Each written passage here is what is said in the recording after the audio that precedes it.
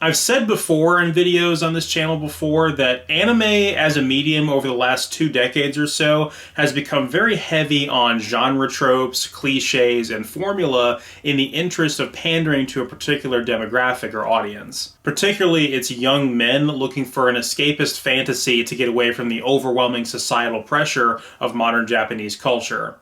This can manifest in a sort of superpower fantasy where they can escape from their academic or career life, or a fantasy where they can escape from their woes in their romantic life by having a harem where they're surrounded by a bunch of girls. Japan's attitude towards this has always been, it's harmless as long as you give that person a healthy outlet that they can explore in private. So if we're maintaining the mindset of it's healthy to engage and criticize the media that you consume, then I think it's important to draw a distinction between harmless escapist fantasy and reinforcing bad values. But before I go criticizing an entire genre with this holier-than-thou attitude, I suppose I need to be transparent about my own history with this type of media. The ecchi genre, as it's known, is sort of like sexually titillating fan service without any actually overt sexual explicit content on screen. I don't typically watch shows like this, but there was one around a decade ago that piqued my interest, and I watched the entire series and enjoyed it to the point to where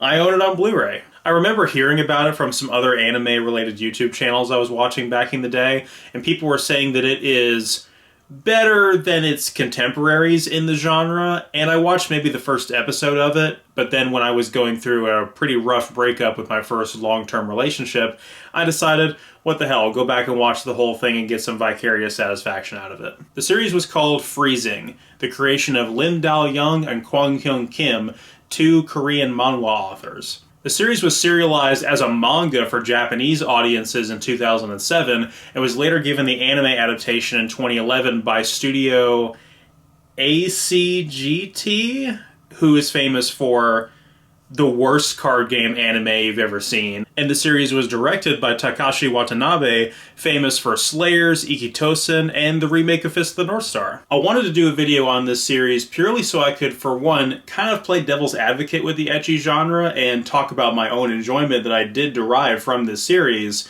but also levy a deep criticism at the genre for its more depraved and degenerate aspects, and condemn it for how those things have trickled into the anime genre as a whole over the last 2 decades. Freezing is a near-future sci-fi where giant alien mechas called Nova have invaded Earth and threaten to destroy everything. Mankind develops a countermeasure against them, the E-Pandora Project, where young girls are implanted with something called a stigmata. This technology enhances all of their senses and combat abilities. The badass Pandora girls are then paired with the most banal, milquetoast, non-threatening boys possible in the form of limiters. The limiters interface with them to create something called the Bar set, which amplifies the Pandora's powers. They can also use a stun ability called Freezing on the Nova, which allows the Pandoras to go in for the kill. The Pandoras pick their limiters while at the Genetics Academy and apparently have to perform some kind of baptism with them in order to create the Bar set, something the series seems to want to equate to losing virginity. If all of that sounds like a bunch of unintelligible technobabble, that's because it is. I promise I'm not trying to approach this show with anti-intellectual hostility. The series itself just doesn't take itself serious enough for me to consider all of this world building sincere. But the real problem here is that even though this series is not the progenitor of these problems, far from it in fact, it is emblematic of all of the problems that would plague anime in the decades to come. Up its own ass lore, made-up terminology, unintelligible technobabble, and a suspension of disbelief that is far removed even for anime. We meet our protagonist, Kazuya Aoi, who is traveling to West Genetics to become a limiter. His older sister left when he was younger to become a Pandora and was killed in action. He runs into a second-year student picking a fight with our signature heroine, Satellizor L. Bridget. What the hell kind of word salad did they pull that name out of? I'm just going to call her Satella for the rest of the review to spare my dignity. Kazuya mistakes her for his dead sister and knocks her to the ground in a hug. The rest of the onlookers are in shock, as Satella has given herself a reputation as the untouchable queen for being a stoic badass, but also having a deep hatred and phobia for being touched. They expect her to chop Kazuya into bits, but she melts into a puddle as he collapses on top of her, which is just so unbelievable. Like, real people don't behave this way. If you don't want someone to touch you, someone else's magical touch isn't just going to come around and change that. And I'm sorry. I swear this whole video is not going to be negative. I think what I nearly need to do here is to separate these points into praise, nitpicks, and deep criticism. So let me just try to get this all off my chest before we can start talking about the individual episodes. Kazuya as a protagonist is just so boring. He has no personality at all, and only serves as a blank slate audience insert proxy protagonist for the intended audience, but he never does anything competent, never has any agency, and never does anything to get himself out of awkward situations and misunderstandings. Why the hell did Kazuya mistake Satella for his sister, knowing that she's dead and she was never once a blonde? Not to mention the gross fetishization of his sister. When we see the flashback scene of her leaving, she's wearing nothing but her underwear as he embraces her, meaning the implication is he has some sort of unresolved sexual desire for his sister being vicariously explored through Satella. What the hell is the point of Satella's glasses? She takes them off to fight, and they spend half the series either broken or missing. Does she need them or not? Or were they just included to check off the Megane box on the possible preferences and fetishes of the viewer? Every single other girl character in this school is either a non-threatening bystander or a bully to Satella. All of these girls are vindictive and irredeemably evil, and want to brutalize and embarrass her for literally no reason, or to steal Kazuya and baptize him themselves to spite Satella and make him a non-viable partner for her. The West Genetics Academy seems either helpless or unwilling to stop all of the rampant unauthorized student fights that happen in every episode for more than half the series. In the very first episode, we see what is supposed to be a training exercise for the Pandoras, where they are literally chopping each other to pieces with real weapons. This is just so unbelievable to me. Why would any military, whose recruits are necessary for the survival of mankind, allow them to literally kill each other as part of training? It would be like in Halo if the Spartans literally killed each other in a live-fire deathmatch as part of their recruitment process. Speaking of combat, I get the whole volt texture thing allows them to just generate their uniform and weapons, and the uniforms are for fan service, as the camera is devoted to showing an upskirt shot at every possible opportunity. But why in the hell are you sending these girls into combat without any kind of armor or protection at all? These uniforms are useless at best and are torn off the girls in almost every single fight. The weapons are stupid, too. Satella's sword is cool, but she deadass holds it a lot of times in the reverse grip, like that isn't the most edgelord weeb shit thing I've ever seen. While we're at it, the fight choreography has characters literally doing the teleports behind you move like that wasn't already a meme by the time this series was made. The animation during these fight scenes is also wrought with speed lines, and this absolute atrocity added to the post-HD era of anime, a digital Michael Bay shaky cam. This just looks awful. The deeper criticisms I'm willing to mention, at least for now, is it was actually kind of shocking here on this second viewing, seeing just the gratuitous amounts of violence against women that the series seems to take pride in showing us. It really is amazing what a decade of maturity will do to sober your opinion on stuff like this. But I found the violent dismemberment of women to be pretty distasteful this time around, and I'm more than willing to condemn the writers for it. It doesn't really do anything to enhance the mood or darken the context of the story. It just comes across as gratuitous, and if all this world building is supposed to go in one ear and out the other so I can focus on the titties, why bother to include this? It just seems gratuitous and unnecessary. As for praises for the series, on the most shallow level, I can at least admit that, from a fan service standpoint, a lot of the character designs are nice and pretty. The anime does a pretty good job of drawing them tastefully, better than the manga actually, with more accurate proportions, whereas the manga artist doesn't seem to understand how women's rib cages and spines work apparently. Satella can be endearing as long as you can buy the juxtaposition of her stoic badass persona and the flustered mess she becomes around Kazuya. The animation overall is decent aside from the shortcomings I mentioned earlier. Characters are usually always on model, and the action is solid overall. The series visuals have aged well in HD video formats of the series like on Blu-ray, And the OP and ending of the series are also really great, super catchy songs that I really enjoy. And with that out of the way, let's take some time to quickly recap the story. After Kazuya knocks Satella to the ground, her opponent gets a cheap shot at her, so the next time he sees her, she's injured. He tries to approach her to explain himself and apologize, but she wants nothing to do with him. The second year, Ganessa Roland shows up again for a rematch against our heroine, and we get our first unauthorized student fight scene. With Satella already injured, this fight does not go well for her. Ganessa has these floating chains that incapacitate her until Kazuya just places himself in front of her like a meat shield, giving her the opportunity to unleash her Pandora mode. If it looks like I'm barely showing these fights on screen, it's because I'm having to edit around all the nudity. Like full-on titties, like nipples and everything. Kazuya then becomes the target of Miyabi Kanazuki, who wants to baptize him in order to render Satella less of a threat. The next day, Ganessa gets patched up in the infirmary, and Kazuya talks to his fellow classmates about Satella's reputation. He sees her enter the cafeteria and, having learned nothing because he's a complete idiot, grabs her arm in front of everyone, causing more secondhand embarrassment shenanigans and triggering her fight or flight. We get a glimpse of some traumatic memory that's linked to her apophobia, and Kazuya finds her hiding on the rooftop trying to be alone. He finally gets to apologize to her, and she thanks him for assisting her in the fight against Ganessa, even if it was just by being a human shield.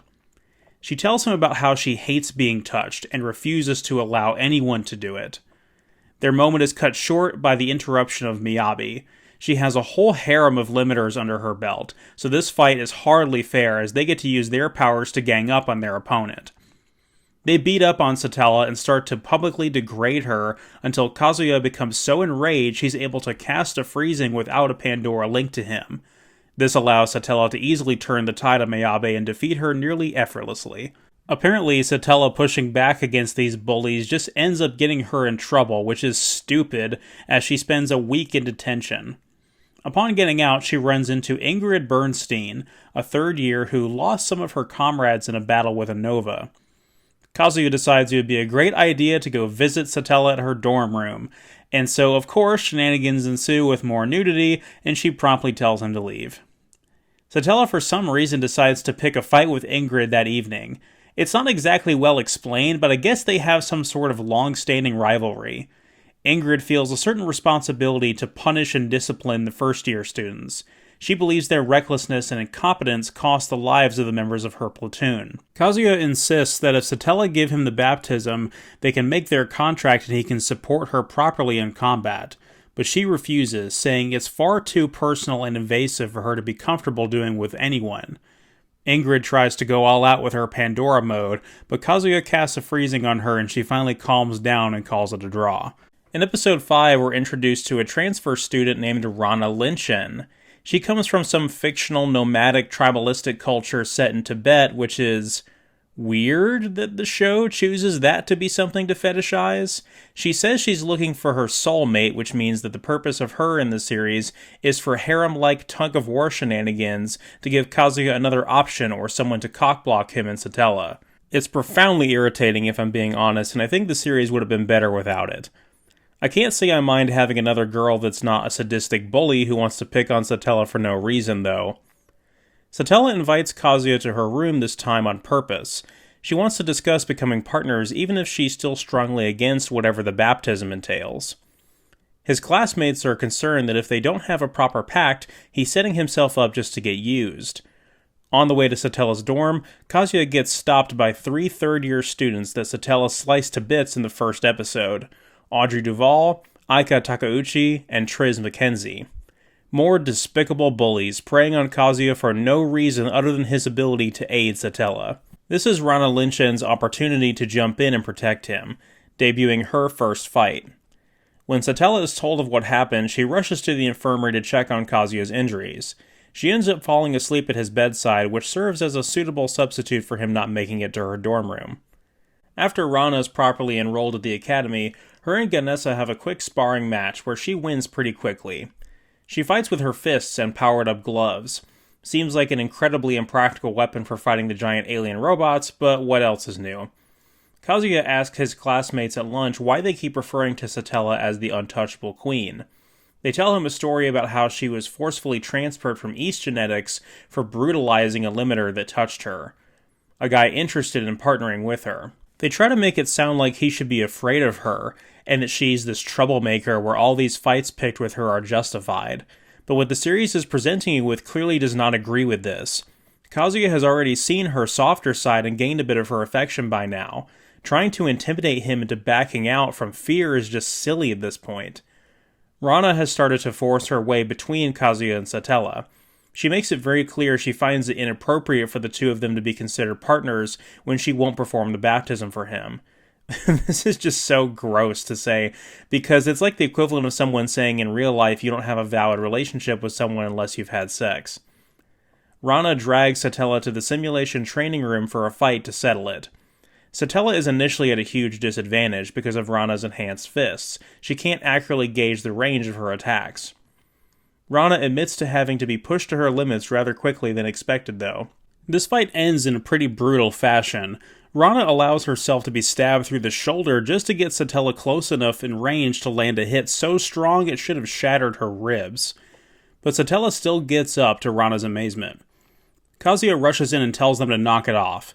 I hate this wishy-washy attitude about this, though. If he was truly loyal to Satella and he was hell-bent on becoming her limiter, he would just tell Rana to fuck off and leave him alone, but for some reason he doesn't. No sooner than when Kazuya convinces the two of them to break up their fight do, I shit you not, 3 more petty bully girls show up to beat up on Satella.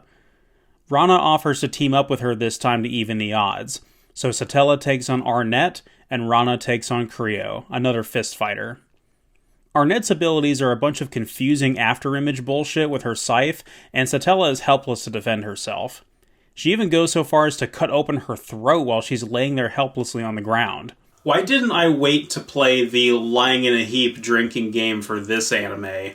Also, it's worth mentioning the juxtaposition between seeing this pretty girl with blood pouring out of her from everywhere and her bare naked chest visible on display as well perfectly summarizes the feeling of discomfort and disgust I felt on this particular viewing. It's at this moment when we finally learn why Satella, even after being beaten within an inch of her life, has the tenacity to never give up no matter what.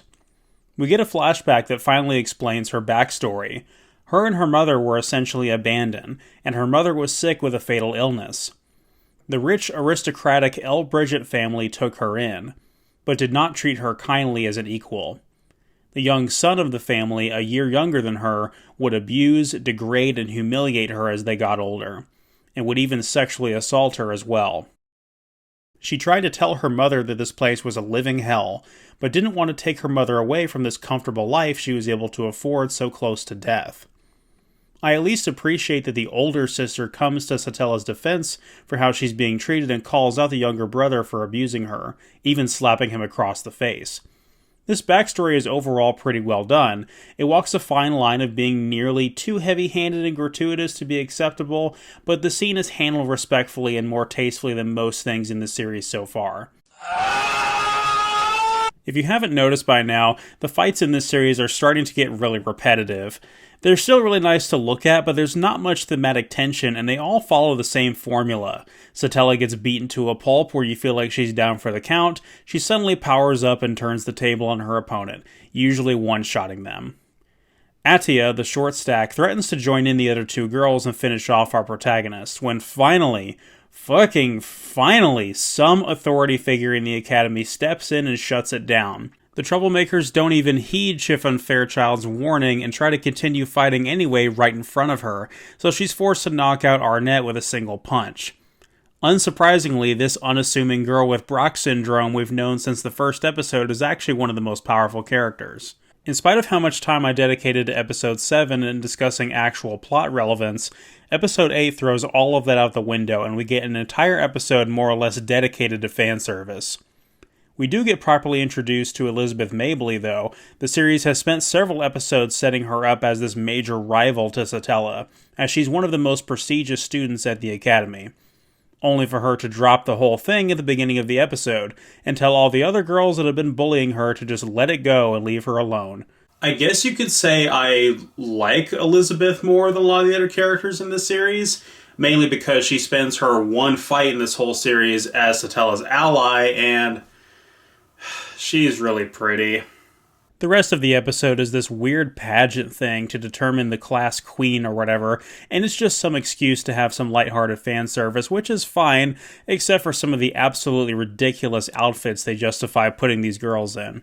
In episode 9, we're introduced to Kathy Lockhart, who flew in from East Genetics.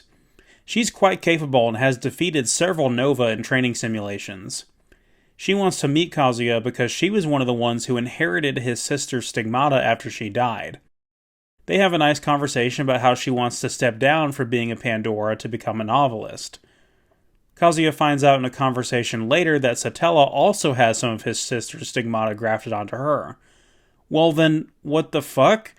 What's the point of Kathy then? The final act begins as a Nova invasion commences, calling all of the Pandoras in West Genetics into action. Kathy and the members of the cavalry head out to engage the Nova.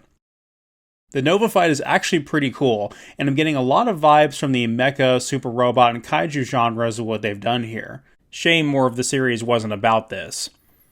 The Nova all but annihilates Kathy's platoon, but the surviving members, including herself, become absorbed into the Nova itself. This is weird. With the front line all but wiped out, the record-breaking 4 Nova approach West Genetics Academy. The first Nova sends the corrupted girls back out and they begin to fight like they've been possessed or brainwashed. The cavalry effortlessly destroys the first Nova, but the corrupted Pandora rush by the platoon and head for the east gate to the academy. Miyabi is guarding that gate, but corrupted Kathy is much stronger than her and simply blows right by her, leaving an opening for the rest of the invaders. Oh, that sure is a running animation you have there. I hope you fix that in the next shot. Oh dear, they sure didn't. Oh, that looks terrible. The first team of Pandoras to intercept the corrupted team is Ingrid, Arnett, Atia, and Creo. Their limiters cast a well-timed freezing to keep them in place, but Kathy and her right hand manage to break free and blow past them. They run into Elizabeth Mabley, whose Gundam funnel-looking things blast Kathy's partner right in the chest, which destroys the Nova stigma corrupting her. The team of 4 use this newfound strategy to defeat the enemy Pandora and free them of the Nova's control. Kathy blasts her way through the floor past Elizabeth and down to the lower levels, bringing her face to face with our protagonists. Kathy stabs Rana through the shoulder right away, which seems to be the only place you're allowed to get impaled in this series. Rana breaks free but takes another hit trying to protect Ganessa. Satella steps in and goes all out, with her Pandora mode to try to strike Kathy and the corrupted stigmata. The only problem is, apparently, if you don't destroy it altogether or remove it, it can just reanimate its host. Satella can't keep up with Kathy's speed and ends up getting pinned in a corner. Kazuya casts a freezing on her and tries to snap her out of it. I've avoided mentioning this so I could just sum it up in one sentence here, but over the past 2 episodes, there's been this petty drama between Kazuya and Satella, where she doesn't want him to support her in battle because she thinks the only reason why he's invested in her is because she has his sister's stigma, and therefore he's trying to replace his sister and have her fill the void somehow, which is super creepy. Here in this scene, Satella comes to the obvious conclusion that he likes her for her, and she has a moment to reflect back on all of their experiences together throughout the series. Kathy's partner is reanimated by the corrupted stigmata, and she catches Elizabeth off guard, heading straight for the center of the base and the holy remains. Kathy tries desperately to break free of the Nova's control. She lets out a massive explosion of energy. Satella, certain that she's going to die, is frozen in place, only to have Ganessa jump in front of her and take the full force of the blast. A shocking turn of events that sees Ganessa losing an arm. We're treated to a heartbreaking sight as Ganessa's limiter holds his dying Pandora in his arms. These last 2 episodes are honestly pretty good. If only more of the series was about this intense drama and not all the petty bullshit that it's been about for 2/3 of its runtime. They also really undermine any of the emotional weight of Ganessa's sacrifice by having her just survive in the end anyway, even though she had her arm completely blown off and was just gushing blood out from under there. I guess she's fine. Satella goes absolutely berserk in Pandora mode and finally gets the upper hand on Kathy, chopping off both of her arms. Don't worry, they're just fake arms from the Nova. The real ones will grow back, apparently. She rips out the Nova stigmata and Kathy finally comes to her senses, begging for Satella to kill her. Kazuya manages to snap her out of it before she finishes her off. The last Nova being fought outside the Academy teleports itself into the base using the corrupted stigmata as a beacon. The entire team of Pandora regroup to take on this final Nova. Of course, it ends up being sheer stupidity that undermines the team, as Satella, for some unknown reason, is still holding on to Kathy's corrupted stigmata, and now it corrupts her instead. The entire team is unable to enter Pandora mode due to the aura being exerted by the corrupted stigmata. Just before Satella can kill Elizabeth, Kazuya breaks through to her with his powerful freezing and calms her down. His freezing as well completely stuns the Nova, bringing us to our awesome finale where the girls team up to finish it off. In 2013, the series got a second season called Freezing Vibration. As you can see, I don't own a Blu-ray for this one, and I never will.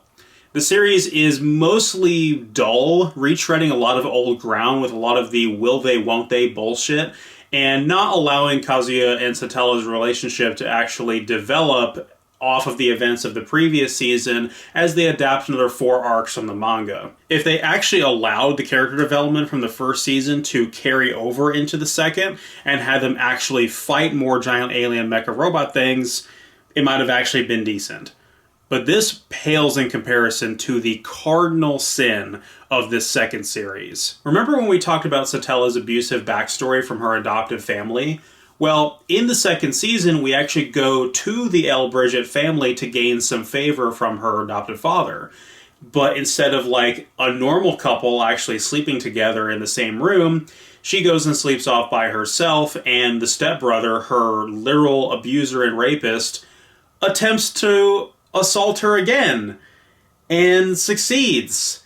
And it's so sleazy and gratuitous, and I just can't believe they went there. The scene just plays out for a like borderline fetishistically long time, and I think it is really bad taste and doesn't say a lot of kind things about abuse survivors. And so I swore off finishing the rest of the series, and I'll never touch it again. At the end of the day, this is the real reason why I wanted to make a video about this series. To just emphasize how disappointed I was. I really did enjoy parts of this series more so 10 years ago than I did today, but I just cannot forgive how depraved and degenerate that second season got. The problem with discussing any really heavy subject matter like this is knowing where to draw the line and understanding that that line is always going to be somewhere different depending on who you're talking to, depending on that person's personal experiences and how sensitive they are to those particular topics. I definitely draw the line at what Freezing Vibration decided to include. This is what I meant between distinguishing the difference between a harmless escapist fantasy and reinforcing bad values. The decisions of what kind of subject matter to include in your writing, in your fiction, and how you choose to represent that can sort of inform your audience on you as a creator and your personal values. Let's talk about that controversial scene with Goblin Slayer, for instance. So I know this was a very hot topic a couple of years ago, and everybody has said their opinion on it, so I guess I'll finally share mine. So the scene itself that was so controversial was awful, and I agree with the people that said there should have been content warnings of some kind to kind of inform people of what kind of content was going to be in the show. But the real problem that I had with it, and the reason why I sort of swore off finishing the series after that, was not the scene itself, but the beginning of the next episode that followed. See, the Goblin Slayer was returning to, I guess, the place that he lived, and he's taking care of that red-haired girl, and he's walking up the road, and she kind of leans her head out the window and waves to him, and you see, like, her titties just bouncing up and down while she does this, and I said, that right there is all I need to know about how the creators feel about the subject matter they have decided to include in their show. Then, God forbid, you take something like Redo of a Healer, for instance, which just straight up reinforces, like, incel values. Like, if anybody got vicarious satisfaction out of the whole rape revenge fantasy from Redo of a Healer, you probably need to reevaluate your moral values. At the end of the day, I really did enjoy Freezing, aside from the parts that tripped my yikes alarm a little bit. But some people might be saying, shows like this or like High School DxD, it's just junk food media. Just turn your brain off and enjoy it. You're thinking too much about it. You're trying to apply critical examination on something that's not even worth it. And you know what? I probably am. But at the end of the day, I've enjoyed these thought experiments. I've had a lot of fun interrogating the media that I consume. I feel like understanding the stylistic, ideological, or political motives behind writers, directors, composers, etc. can really enhance the experience of media that you consume. This is something that's been said by many creators on many other platforms, and I will probably continue to say it many times as well. But art is never created nor experienced in a vacuum, and the cultural context is always relevant. Understanding the themes and the intentions of whatever fiction you're trying to consume is important, and I feel like ignoring those themes is like ignoring the characters or the plot. Anyway, thank you guys so much for joining me on this rather embarrassing and awkward journey. I had a lot of fun with this, and I'm not sure when this is going to release relative to other projects that I'm working on. But what do you say next time we watch an anime about superheroes that's actually a criticism of the exploitation of celebrities and a commentary on corporate greed and consumerism? Until next time.